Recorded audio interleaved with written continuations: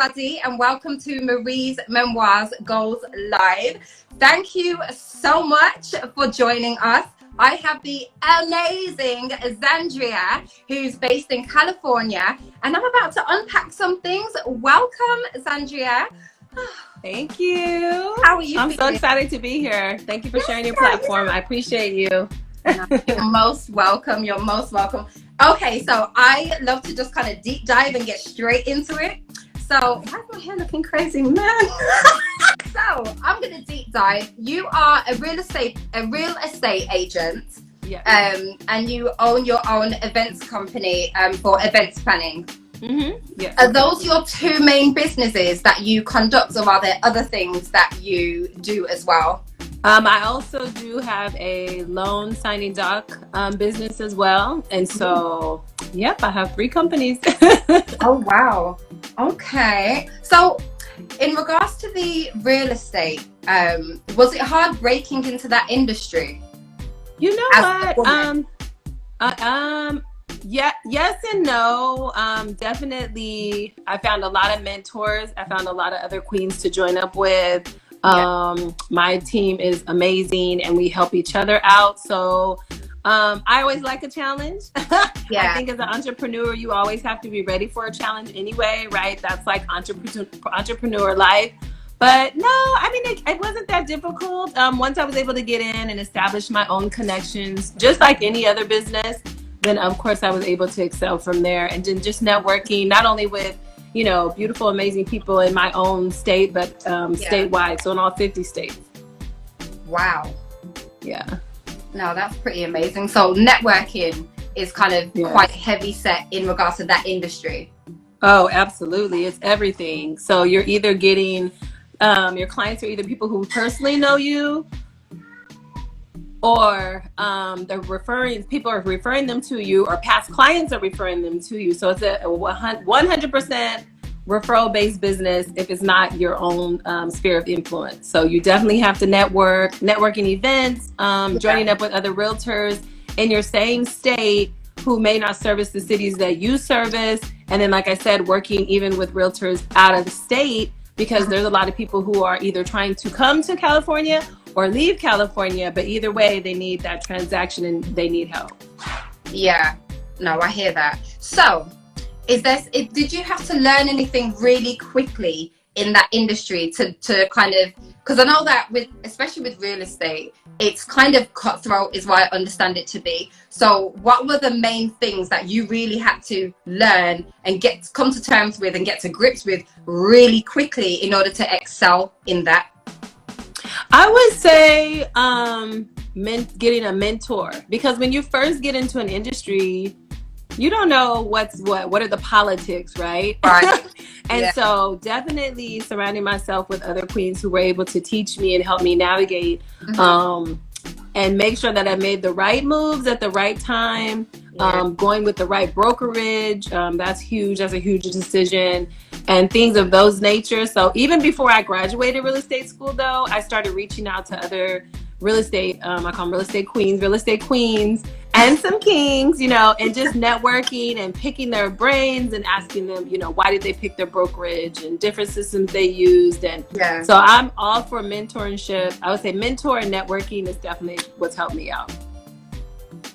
Mentorship is definitely important, and I've noticed that you said that you started networking from before you kind of graduated and kind of getting your foot in the door, opening those conversations with people that are already in the industry. Oh yes. And so you're really kind of grasping onto, okay, what have they learned? Like, you can ask those questions because what have they learned that they can pass down to you? So you're getting those golden nuggets dropped in. Yes, I call gems. Bring me all the gems. You're on your way, and they're able to kind of guide you. So I hear mentorship is definitely 100 in everything and anything, and networking especially as well. That is really important. And you've provided examples of why it's important, because you're able to learn stuff and pick up different ideas and really understand things a little bit better with more clarity when you've got someone that's already in that industry.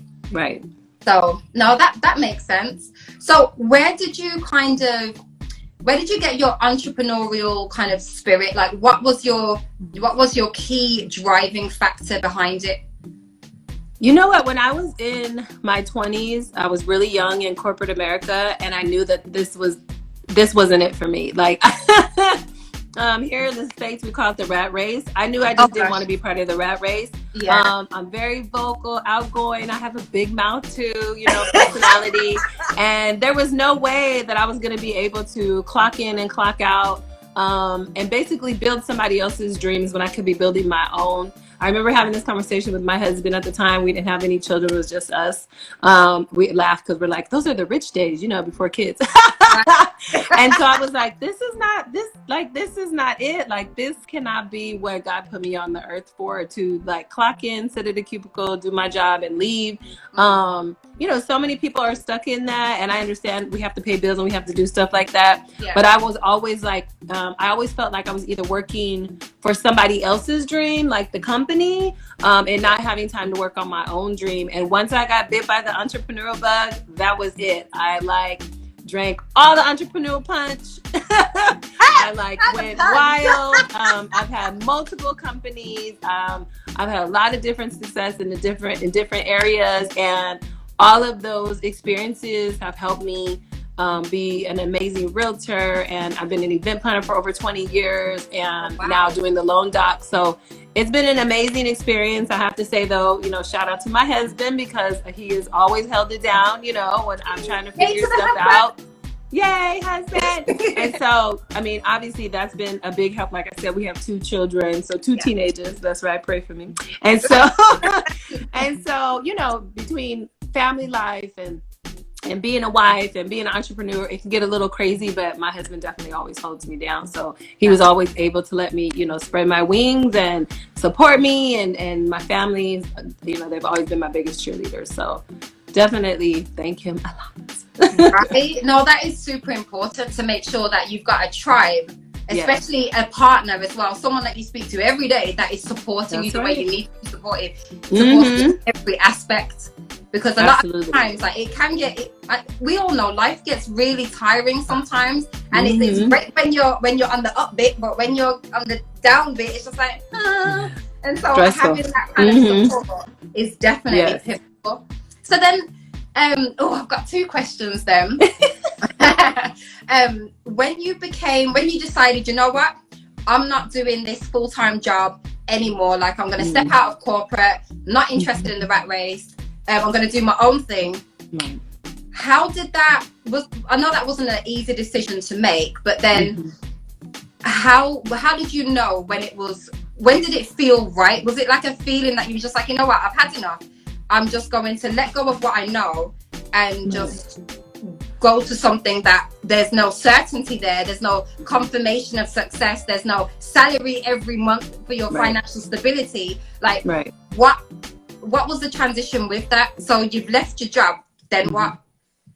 So what's funny is my first job ever was babysitting for all my congregation, and I was booked like every weekend through my church. So even as a teenager, I just had that entrepreneurial spirit. I should have mentioned that was like my first job. That was my first, like, wait a minute, I'm booked Friday and Saturday, sometimes Sunday afternoon. The church folks were fighting over me. You know, everybody needs help. Not fighting over you. Everybody needs help with their kids. I'm like, Sister Smith, I have you next week. It's okay. It's okay. But so it was just something that's always been in me. So I should have said that to the last question. So I wanted to say that point. And then I was blessed enough to be I left corporate America, but there were 2 reasons why I left corporate America. One, I knew that wasn't it. The second reason was I got pregnant. We had our son, and we didn't want anyone else to raise our children. So I was blessed to be home for 13 years. But within those 13 years, I've always worked. I was doing stuff like reselling clothes, reselling purses, having purse parties. I joined Mary Kay, built a team of 70 ladies, earned a car, became a director. So it just all came together. You know, I had definitely a lot more time to pursue those things that I was interested in. And during those years, I was funny because everyone's like, you're a stay-at-home mom who's never home. Like, this is crazy. But it was a blessing because I got to raise my kids, and I got to do a lot of reading, finding about entrepreneurship, trying different things, seeing what I like or what I don't like. And then as the kids got older, I started launching my companies, which was my event planning company was the first one. Now, of course, real estate and loan signing. So I would say building blocks, but even as a teenager, I just had that hustle in me that I was hungry for more. I wanted to make money on my own time, on my own schedule, you know. And so, yeah, it just started very young and has spiraled since then. And I've always just had it in me. And my dad has had it. My dad had a company, an accounting company. He's a CPA. He's had that for, I think, even before I was born. I have an uncle who is a, $1 million builder here in California. And then I have a lot of different family members that own businesses. So I always saw entrepreneurship around me. So I was raised around it as well. Yeah. No, that's for sure. No way. Because when you was talking, I was just like, you're going from one idea to the next, and it sounds like you literally put everything into what you're doing. You make it work, and then you 100%. Move on to the next thing. Like, what else is there for me? What else can I do? Oh yeah, I'm always thinking of how can I elevate myself as a person. Physically, mentally, and spiritually, and I like to be challenged. And so I always wanted to do real estate, and I took the plunge a couple of years ago and just started doing the training and, like I said, networking with people. And I was like, it's now, let's go. I'll be 44 next week. Girl, yes. So I was like, let's go. I plan on being here at least another 40 years, God willing. Right. And I just think the important thing to say to people is I love helping inspire women to live fearlessly. Sometimes we get so caught up in, whether it's our job or the kids or our husbands or our family as a whole, because we hold up so many things in our community. I'm also very involved in my community at my children's school for the last 15 years. And so sometimes we forget that we have dreams too, and we were first. And it's okay to deter those dreams, but don't forget those dreams, and don't give up on yourself. That part, don't forget them. It's okay to defer, but do not forget. Don't forget them, because I know in my heart that the dreams and the visions that we see, every individual sees their future, right? Those are not things that God's putting on your heart.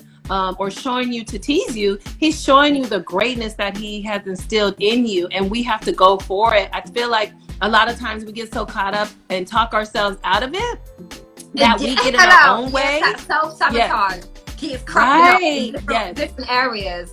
No, for sure. We sabotage ourselves, or we surround ourselves with people who we know don't want us to win. That's a big one.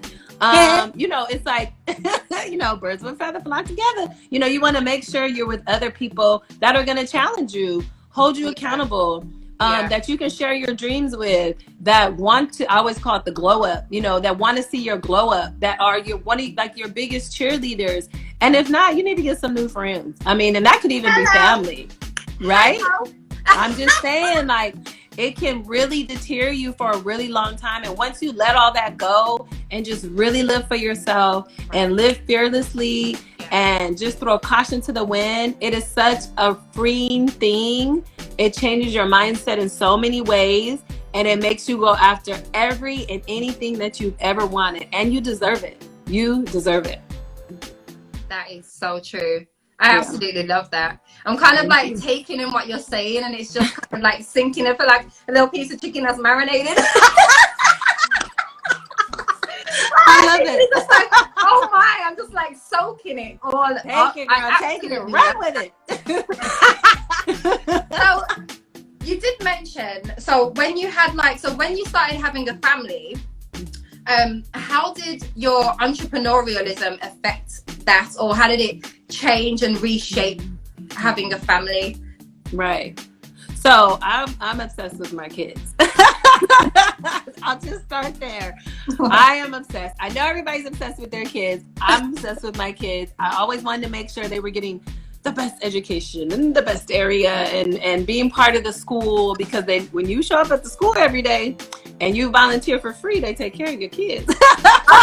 And so I always made sure I was part of, right? I was always like helping in the office, helping in the classroom and stuff like that. So again, that was a time for me to be focused on them. And I thank my husband and God for that, because that was an amazing experience. My kids have had amazing experiences at school.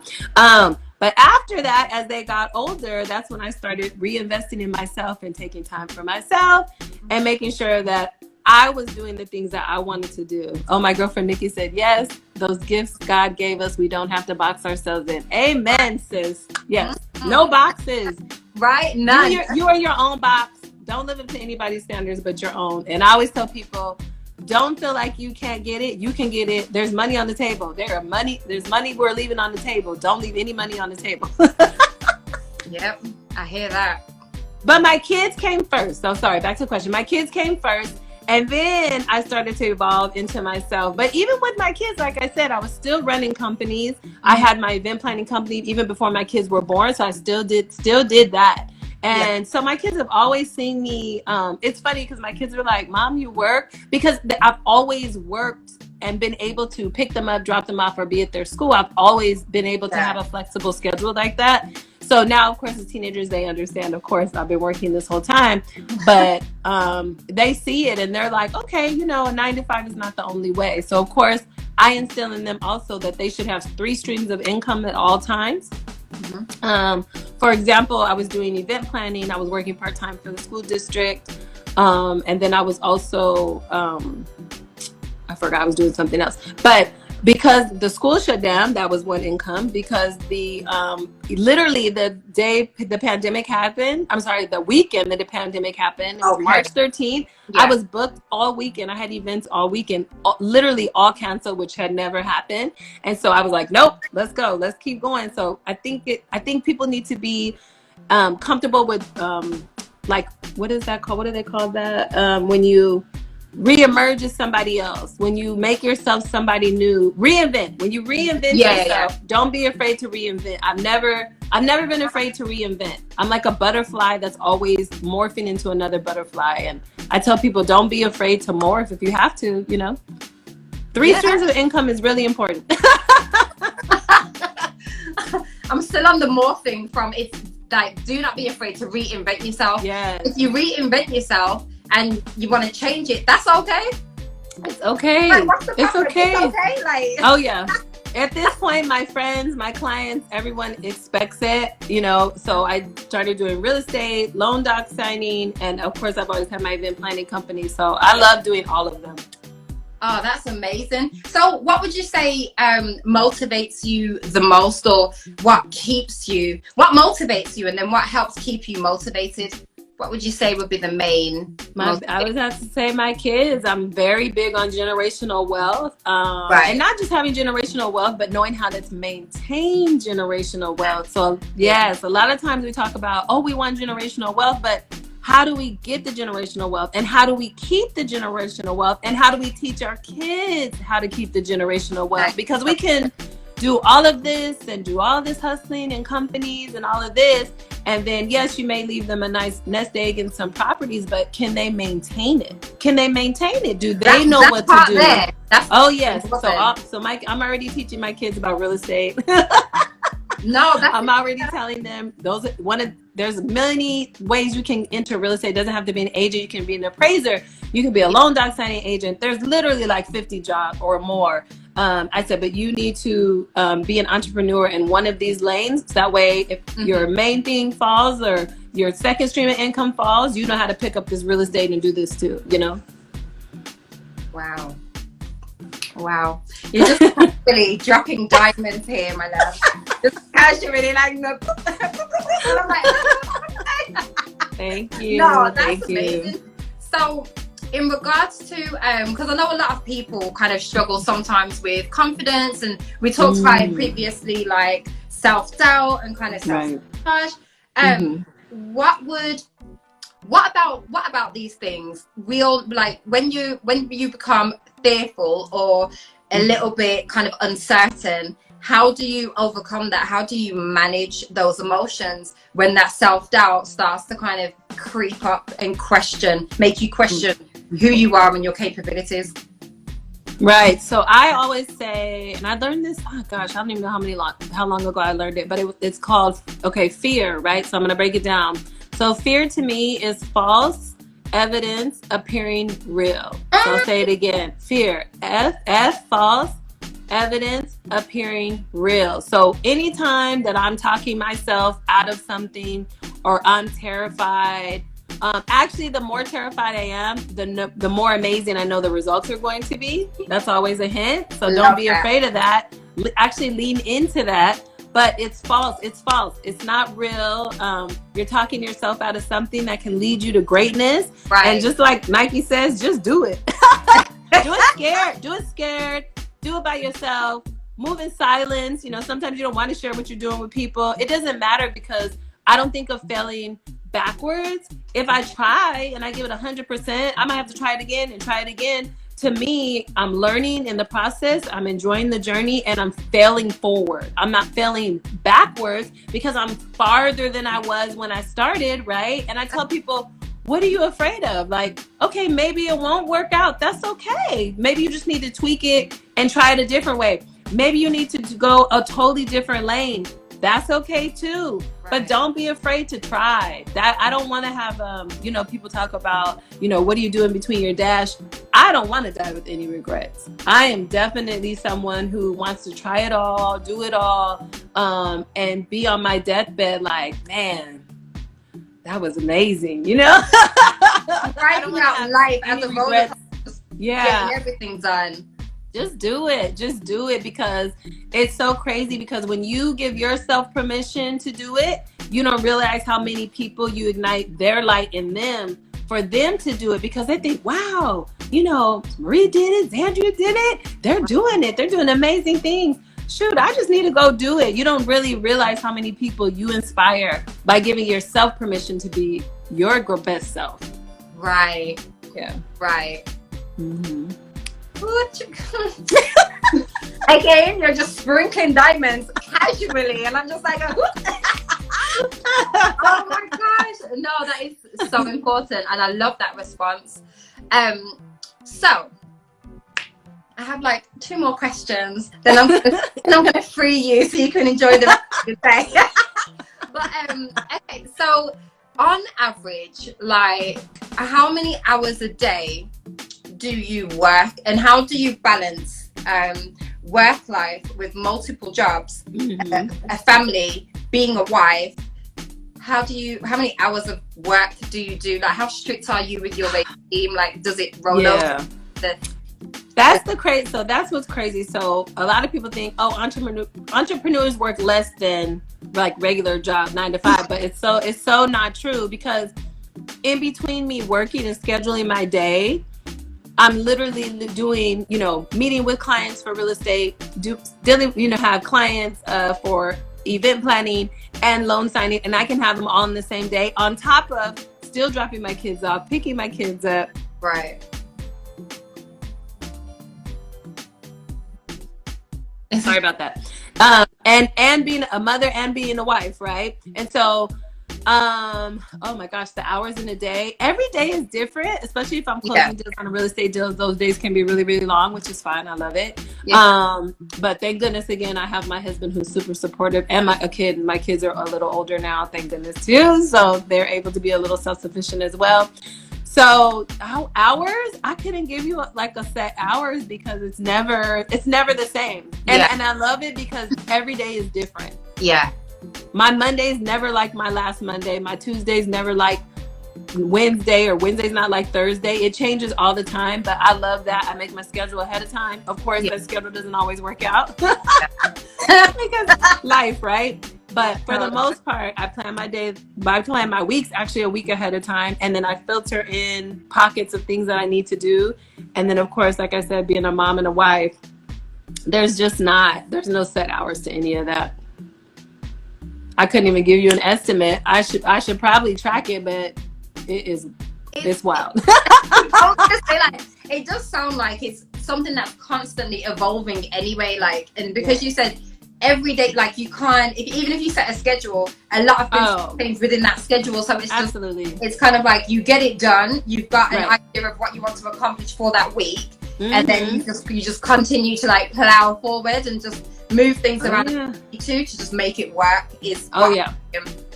Yeah, and I like it that way. I know some people like a more, you know, like straight and this time and this time, this time. The only thing I say I could do that is probably nothing. There's nothing.